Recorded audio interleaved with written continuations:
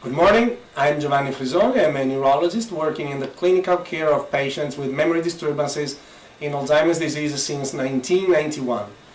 Based on the experience of our memory clinic at the National Center for Alzheimer's Disease in Brescia, Italy, we have developed a few short movies to explain Alzheimer's disease to our patients and family relatives. The movies have been accessed thousands of times on YouTube and are available on the website of the most popular Italian newspaper, the Corriere della Sera. We have now dubbed the movies in English and are happy to make them available to an English-speaking audience.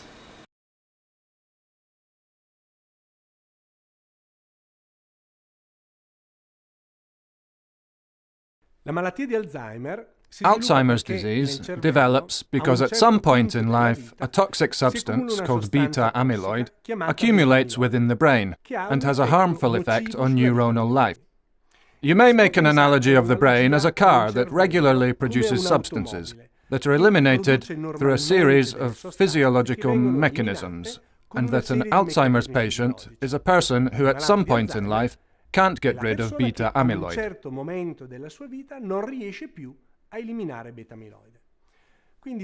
Therefore, beta-amyloid accumulates slowly and gradually within the brain, poisoning it and causing a gradual neuronal death. You can observe the accumulation of beta-amyloid in the brain through microscope slides, where you may see the clusters that are called plaques.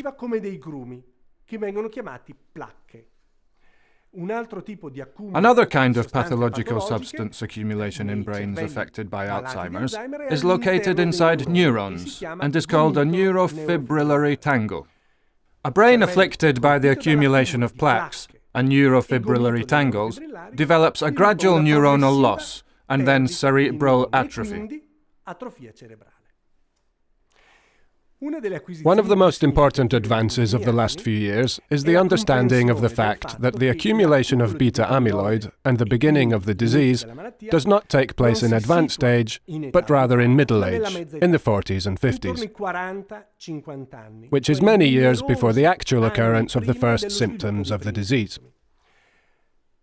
This accumulation is asymptomatic, therefore causing no trouble for many years, up to 20, 30 or even 40 years, when a certain threshold of beta-amyloid accumulation in the brain is exceeded and the person begins to develop mild memory disturbances.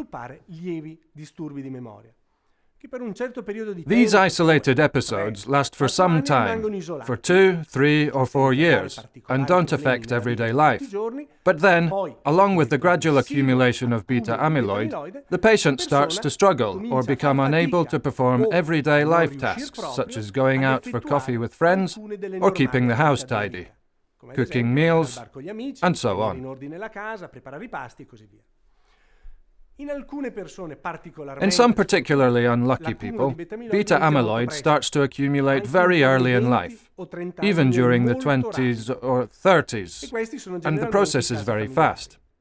These are usually familial cases, when more than one person is afflicted among the family, and the disease is transmitted from the grandfather to the father, and so on. However, not every brain accumulates beta-amyloid. There are particularly lucky brains where the accumulation is non-existent or extremely slow. So slow that the person will not develop any Alzheimer's dementia, not even if they live for 100 years.